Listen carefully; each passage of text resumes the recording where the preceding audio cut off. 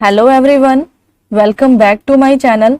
पिछले वीडियो में हमने क्लास 11th बिजनेस स्टडी का चैप्टर सेकंड बिजनेस ऑर्गेनाइजेशन का इंट्रोडक्शन लिया था, जिसमें हमने 5 टाइप्स के बिजनेस के बारे में डिस्कस किया था और इसके साथ ही सोल प्रोप्राइटरशिप के बारे में हमने डिस्कशन किया था कि सोल प्रोप्राइटरशिप क्या होती है, इसके क्या क्या एडवांटेजेस हैं और क्या क्या डिसएडवांटेजेस है। नेक्स्ट हम पार्टनरशिप फर्म के बारे में डिस्कस करेंगे कि पार्टनरशिप फर्म होती क्या है। पार्टनरशिप फर्म का मतलब है जब 2 या 2 से ज्यादा पार्टनर मिलके किसी बिजनेस को सेटअप करते हैं और उनका मोटिव क्या होता है, प्रॉफिट अर्न करना, तो क्या कहलाता है, पार्टनरशिप फर्म। तो partnership is an association of 2 or more person who have agreed to share the profits of a business। Partnership का मतलब क्या है, एक ऐसी एसोसिएशन जिसमें 2 या इससे ज्यादा पर्सन मिलके किसी प्रॉफिट्स को डिस्ट्रीब्यूट करने के लिए बिजनेस करते हैं, which they run together। वो आपस में मिलके बिजनेस को संभालते हैं, ओके, मिलके बिजनेस चलाते हैं। Next, the person who own the partnership business are individually called partners। Partnership firm के अंदर जो इंडिविजुअल्स ऑनर जो काम करते हैं वो क्या कहलाते हैं, पार्टनर्स। और उन सभी पार्टनर्स को अगर मिला के एक फर्म काउंट की जाए तो क्या कहलाता है, पार्टनरशिप फर्म। ओके, तो पार्टनरशिप फर्म का मतलब हमने क्या पढ़ा, 2 या 2 से ज्यादा पर्सन जब किसी एसोसिएशन में आते हैं, किसी एग्रीमेंट में आते हैं और वो एक बिजनेस कर रहे हैं और उस बिजनेस का मोटिव क्या है, प्रॉफिट अर्न करना, तो क्या कहलाता है वो, पार्टनरशिप फर्म। नेक्स्ट हम डिस्कस करेंगे पार्टनरशिप फर्म के फीचर्स क्या है। तो फर्स्ट है 2 और मोर मेंबर। पार्टनरशिप फर्म का मतलब क्या है कि 2 या 2 से ज्यादा मेंबर्स होने चाहिए। नेक्स्ट है एग्रीमेंट। पार्टनर्स के बीच में फर्म के अंदर एग्रीमेंट होना चाहिए कि किस किस पार्टनर के क्या क्या रिस्पॉन्सिबिलिटी होगी या कौन पार्टनर कितनी कैपिटल अमाउंट लेके आएगा। नेक्स्ट है शेयरिंग ऑफ प्रॉफिट। पार्टनरशिप जो हम फर्म चला रहे हैं उसमें पार्टनर्स का मोटिव क्या होना चाहिए, प्रॉफिट अर्न करना। Next, voluntary registration. Partnership firm को 1932 एक्ट के अकॉर्डिंग रजिस्टर कराया जाना चाहिए। Okay, next, joint ownership and control. Partnership firm के अंदर 2 या 2 से ज्यादा मेंबर होते हैं, इसका मतलब है कि ओनरशिप जॉइंटली होता है, एक से ज्यादा मेंबर है। Next, utmost good faith. Partnership के अंदर पार्टनर्स के बीच में आपस में अंडरस्टैंडिंग होती है, पार्टनर्स एक दूसरे पे विश्वास करते हैं, तभी तो वो मिलके किसी बिजनेस को सेट करते हैं और अपने प्रॉफिट मोटो के लिए वर्क करते हैं। नेक्स्ट, पार्टनरशिप फर्म के एडवांटेजेस क्या है। फर्स्ट है easy to form. Partnership firm को सेटअप करना, स्टार्टअप करना इजी होता है as a compare to company. Next, availability of large resources. Partnership firm के मीनिंग में हमने डिस्कस किया कि पार्टनरशिप के अंदर मेंबर 2 या 2 से ज्यादा होते हैं, तो इस केस में large amount of resources available हो पाता है, मतलब फंड की अमाउंट ज्यादा अरेंज हो पाती है as compare to 1 person company. Next है बेटर डिसीजन। पार्टनरशिप के अंदर जब ज्यादा मेंबर्स होते हैं तो इस केस में अगर कोई मेंबर डिसीजन ले रहा है तो उस डिसीजन को बाकी पार्टनर भी एनालाइज करते हैं कि इस डिसीजन से कंपनी को प्रॉफिट होगा या नहीं, तो इससे डिसीजन जो है और बेटर हो पाता है। Next, sharing risk. फर्म के अंदर जितना भी रिस्क होगा वो सारे पार्टनर्स मिलके बियर करेंगे, किसी सिंगल पार्टनर को पेमेंट नहीं करना पड़ेगा। 1 पर्सन कंपनी के अंदर जो सिंगल पर्सन कंपनी का ओनर होता है, उस केस में कंपनी में जो भी लॉस होगा उस पर्सन को अकेले बियर करना पड़ता है।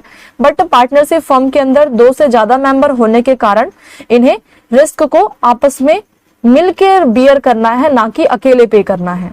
नेक्स्ट, फ्लेक्सिबिलिटी इन ऑपरेशंस। पार्टनरशिप फर्म के अंदर पार्टनर्स अपने अकॉर्डिंग एक्टिविटीज को चेंज कर सकते हैं इन सिचुएशन, डिफरेंट सिचुएशंस के अकॉर्डिंग एक्टिविटीज को चेंज किया जा सकता है इन पार्टनरशिप फर्म के अंदर, बट उसके लिए पार्टनर्स आपस में पहले डिस्कशन करेंगे, उसके बाद ही फ्लेक्सिबिलिटी हो सकती है किसी भी एक्टिविटी में। Next, better management. Partnership firm के अंदर जब लिमिटेड मेंबर्स होते हैं तो इस केस में पार्टनर्स आपस में मिलके मैनेजमेंट को इम्प्रूव करते हैं, क्योंकि अगर किसी फर्म का मैनेजमेंट सिस्टम अच्छा होगा तो कंपनी प्रॉफिट अर्निंग करेगी, और अगर कंपनी में प्रॉफिट अर्न होगा तो वो अमाउंट पार्टनर्स को ही रिसीव होनी है।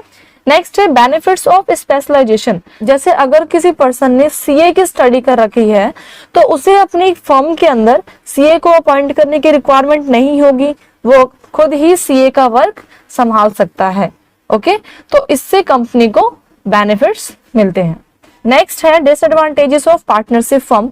पार्टनरशिप फर्म के जिस तरीके से हमने एडवांटेजेस डिस्कस किए, इसी तरीके से कुछ डिसएडवांटेजेस भी है जिसे हम डिस्कस करेंगे।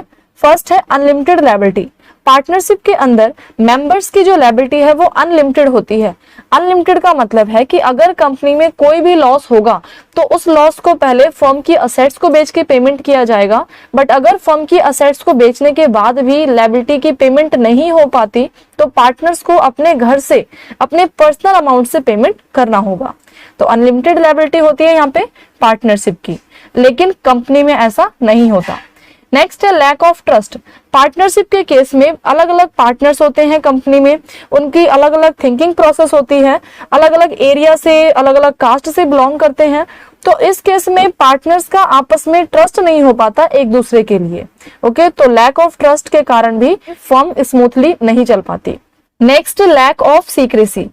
सीक्रेट इंफॉर्मेशन नहीं रह पाती। जिस तरीके से वन पर्सन कंपनी में एक ही सिंगल ऑनर होता है तो वो किसी भी इंफॉर्मेशन को अपने तक सीक्रेट रख पाता है, लेकिन पार्टनरशिप फर्म के अंदर एक से ज्यादा मेंबर होने के कारण किसी भी इंफॉर्मेशन को सीक्रेट रखने में प्रॉब्लम आती है।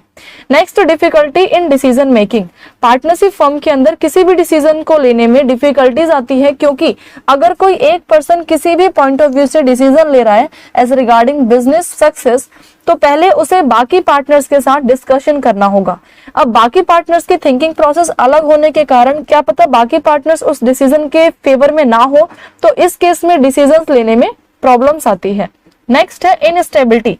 इनस्टेबिलिटी का मतलब है कि पार्टनरशिप फर्म ज्यादा टाइम तक नहीं टिक पाती, क्योंकि अगर पार्टनरशिप फर्म के अंदर किसी भी पार्टनर की डेथ हो जाती है या फिर कोई पार्टनर अनसाउंड माइंड हो जाता है, उस केस में फर्म को बंद भी करना पड़ सकता है। लेकिन कंपनी के केस में ऐसा नहीं होता। कंपनी के केस में अगर किसी पार्टनर की डेथ होती है या कोई पार्टनर अनसाउंड माइंड हो जाता है तो कंपनी कंटिन्यू चलती रहती है, कंपनी के ऊपर इस बात का कोई इम्पैक्ट नहीं पड़ता। नेक्स्ट है लिमिटेड कैपिटल। फर्म के अंदर जैसा हमने डिस्कस किया कि 2 या 2 से ज्यादा मेंबर्स होते हैं, मतलब एक लिमिटेड मेंबर्स होते हैं, तो इस केस में कैपिटल की अमाउंट भी लिमिटेड ही अरेंज हो पाती है as compare to company. Company में नंबर ऑफ मेंबर्स ज्यादा होते हैं तो कैपिटल की अमाउंट भी ज्यादा अरेंज हो पाती है, लेकिन पार्टनरशिप फर्म के अंदर लिमिटेड मेंबर्स होने के कारण कैपिटल की अमाउंट भी लिमिटेड ही अरेंज हो पाती है। ये कंपनी के क्या थे? डिसएडवांटेजेस। ओके, आज के लिए इतना ही। नेक्स्ट वीडियो में हम इसके आगे का टॉपिक कवर करेंगे। आई होप आपको आज का ये टॉपिक क्लियर हो गया होगा। अगर आपको इस वीडियो से रिलेटेड कोई भी डाउट हो तो आप कमेंट सेक्शन में कमेंट करें, और अगर आपको ये वीडियो हेल्पफुल लगी हो तो प्लीज इस चैनल को लाइक, शेयर एंड सब्सक्राइब करना ना भूलें। Thanks for watching.